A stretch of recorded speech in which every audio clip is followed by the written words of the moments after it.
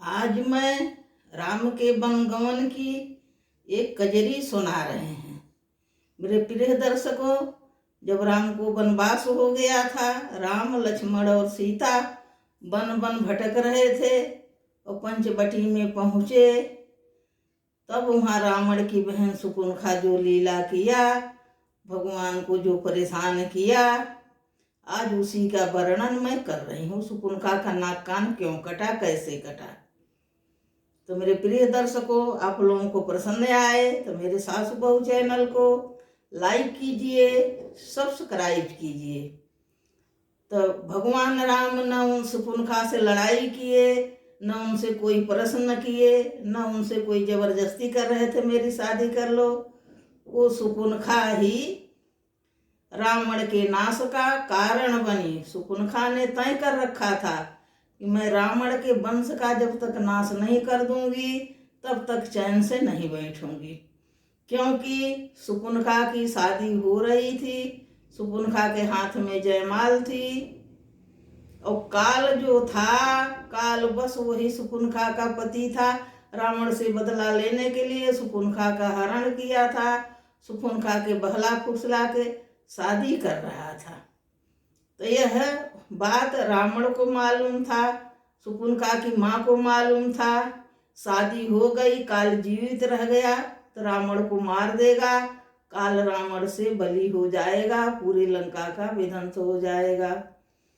तब ज्यों ही जयमाल डाल रही थी, वह मांग भरने वाला था काल, त्यों ही रावण पहुंचा अपनी माँ के साथ। उनकी माँ कह कसा आर्डर देती हैं कि काल का गला छांट दो, इसको मार डालो।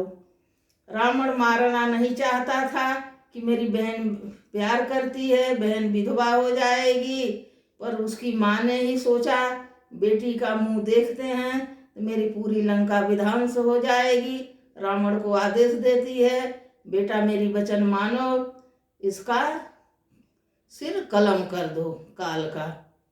तो रावण तलवार निकालता है अपने कृपाण से, काल का सिर गला काट देता है, धड़ से सिर धड़ से अलग हो जाता है।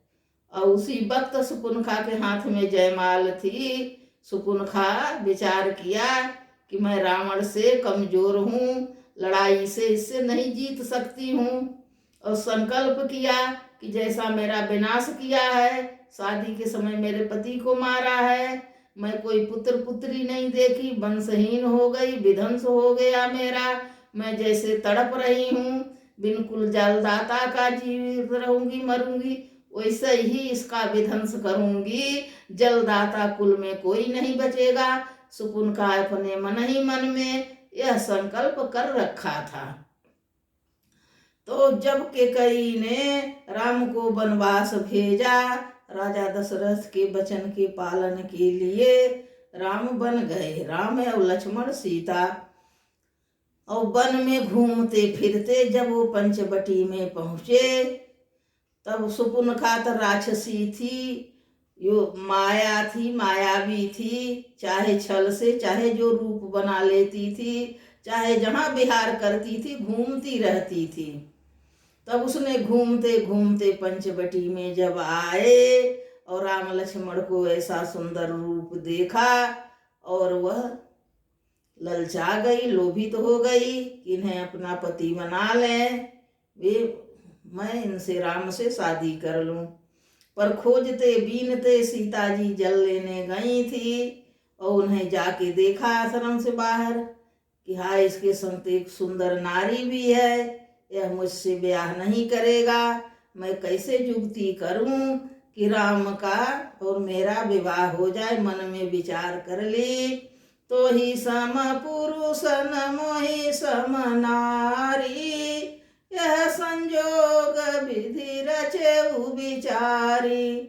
शकुंतला संकल्प कर ली कि राम के समान न कोई पुरुष है, न मेरे समान सुंदर कोई नारी है, हमारा इसका विवाह हो जाए, पूरा जीवन सुखमय हो जाए।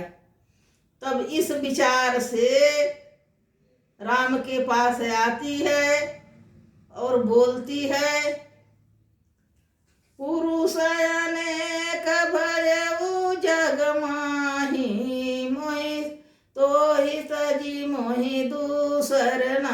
अनेकों पुरुष जग में हुए, बहुत लोग मुझे प्रसन्न किए, लेकिन तुम्हारे छाण मुझे कोई दूसरा वर प्रसन्न नहीं आया। विधाता ने कोई दूसरा वर मेरे भाग में लिखा ही नहीं है, और मैं तुम्ही को लिखा है, तुम्ही को अपना पति बनाऊंगी। अवताते अब लगी रहूं कुमारी, मन माना कछु तुम्हारी निहारी। अनेक प्रकार से राम को समझाती है कि पुरुष अनेक जग माही हैं, और तुम्हें समान दूसर कोई नाही मोरे। और यह संयोग ब्रह्मा जी ने विचार कर लिखा है, और तुम सम पुरुष हमें सम नारी, यह संयोग विधि रचेऊ विचारी।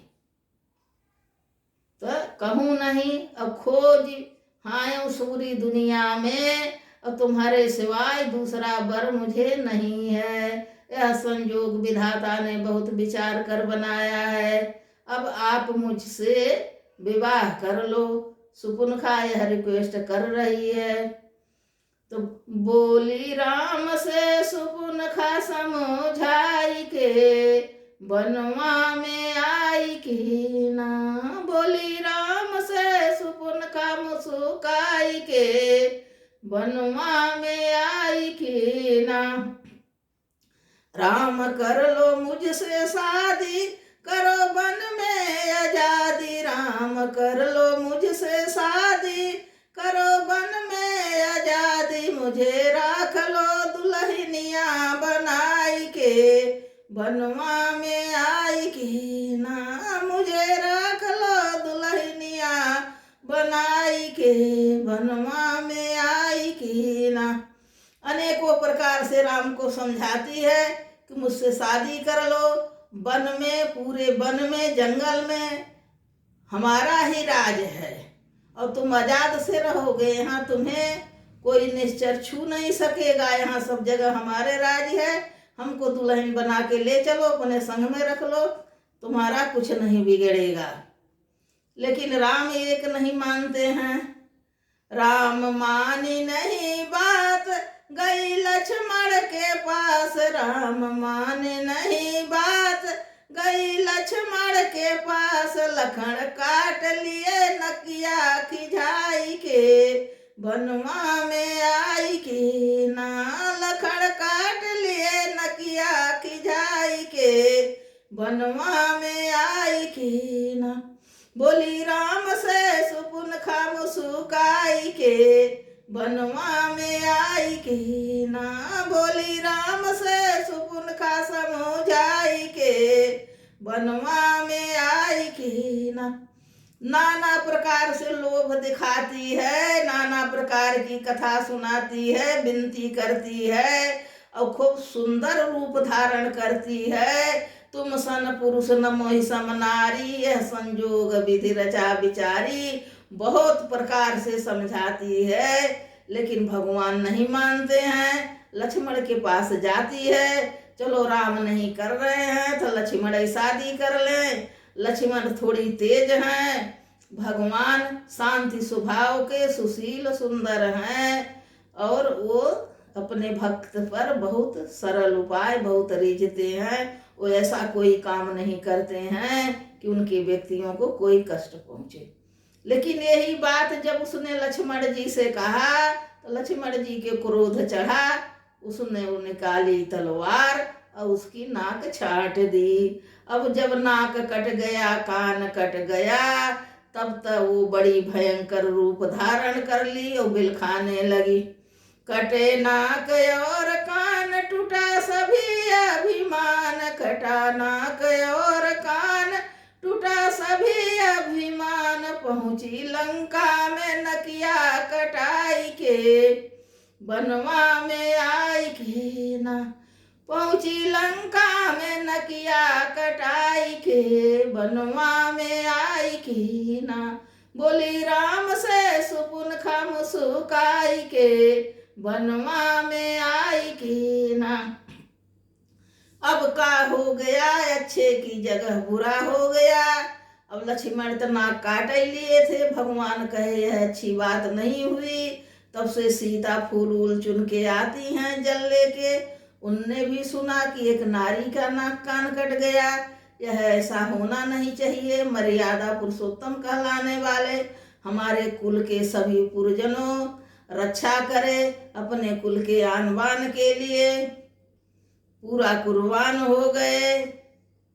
राजा हरिश्चंद्र ने दर दर की ठोकरें खाए, डोम के हाथ भीग गए। राजा सैगल ने पूरे जहर बदन में लपेट डाला, जहर पी डाले, पूरे सागर मथ डाले। 100 बेटे की कुर्बानी दे दिए, 60,000 बेटों की कुर्बानी दे दिए, लेकिन अपने कुल खानदान की रक्षा करे। कुल पर कोई आंच नहीं आई। यह का हुआ, महिला का नाक कट गया, यह तो विनाश हो गया। इसका प्रायश्चित होना ही है, कुछ न कुछ होना है। तब सीता ने प्रायश्चित किया था। जो रावण के हाथे हरण हुआ था, लंका में चली गई। यह सब सोच समझ के उद्धार करने के लिए। नहीं भला रावण की मजाल थी कि सीता के हाथ लगा देता। सीता की मर्जी न होती लंका तक जाने की, तो रावण को सीता नहीं हर के ले जा सकता। जो रावण धनुष न उठा सका सीता की मर्जी के बिना, वह सीता के जबरदस्ती हर की नहीं ले जा सकता था। तब बिलखाती हुई शकुंतला पहुंचती है लंका में। वह सभा में बैठा है और बहुत बिलखाती है, रोती है। धिग धिग जन्म तोय भल बराता, तोरे जिंदगी की धिक्कार है। और सब मदिरा पान करके और सभा में बैठ के बहुत उचक रहा है और ये है, और तेरे बहन का नाक कान कट गया और दुश्मन छाती पर फिर रहा है तेरा विनाश करने के लिए। तुझे काहे की याद रहेगी, तू तो राज के मद में बहुत। जब शकुंतला देखा है कि शकुंतला की नाक कान कट गई, तो हाथ धर के उसे बैठाया, बहुत समझाया किसने काटा। तब बताई कि अयोध्या से 2 बालक आए हैं, राम लक्ष्मण नाम है, उनके संग एक सुंदर नारी है। मैंने उनसे बहुत रिक्वेस्ट की कि यहाँ के राजा रावण हैं, यह नारी सुंदर है, मैं अपने साथ ले जाऊंगी, राजा रावण से ब्याह कराऊंगी, यह मेरी भाभी बनेगी। तो उसने इतनी बात सुनते ही मेरी नाक कान काट दिया। मैं रोती हुई खरदूसर के पास गई और खरदूसर को उसने मार डाला। जब रावण ने सुना खरदूसर को मार डाला, शकुंतला की नाक काट डाली, तो शकुंतला की बहुत समझाया बुझा के और घर भेज दिया कि मैं इसका बहुत बदला जरूर लूंगा, तो शांत रहो। और विचार करने लगा। खरदूसर मोहि सम बलवंता, और तिनहु के मारई के भगवंता। वह विचार करने लगा। भवन में गया और नींद नहीं पड़ी रात भर और सोया नहीं। विचार करने लगा कि भगवान ने अवतार ले लिए हैं। अभी वह नहीं सुना था कि भगवान का अवतार हो गया है और उन्हें खरदूसर को नहीं कोई मार सकता। और मेरे नाम से मेरे देवता पूरे सब थर थर कांपते हैं, पृथ्वी कांपती है। मेरी बहन शकुंतला है, मेरे डर से कोई हाथ नहीं लगा सकता, नाक काटना तो जरूर है। और सब विचार करके नींद नहीं पड़ी। और सुबह उठ के जब मारीच के पास गया और मारीच के समझाया कि सोड़ मृग बन के जाओ, तुम नाना प्रकार की रचना करो और तब हम सीता के हर ले आएंगे। वह विचार कर लिया था, मैं पूरे निश्चर वंश का नाश करा दूंगा, अपने कुल का उद्धार करा दूंगा। रावण पंडित था, बहुत ज्ञानी था। वह सोच विचार के जानबूझ के यह सब रचना करी और खेला करी, भगवान तो जानते हैं। तब इस तरह से लंका का विनाश हुआ था। यदि रावण पहले मर जाता, पहले लड़ाई करता, तो सारे राक्षस जीवित रह जाते, सब राम को समर्पण में कर देते, उनके शरण में चले जाते। जो शरण में गए कि भगवान नहीं मारते हैं, उनकी रक्षा करते हैं। जैसे भीषण शरण में गए थे तो राम के प्रिय हो गए, वैसे सारे राक्षस शरण में चले जाते, कोई नहीं मरता। लेकिन रावण दृढ़ता से डटा रहा, सबकी विनाश करा के, सबको मरवा के तब अपना मरा, अपने कुल का उद्धार करा। यह रावण जैसा ज्ञानी ही व्यक्ति कर सकता है और किसी के बस का नहीं है। बोलो राजा रामचंद्र बनवासी भगवान की जय, भैया लक्ष्मण की जय, माता सीता की जय। इसके साथ ये कहानी समाप्त होती है।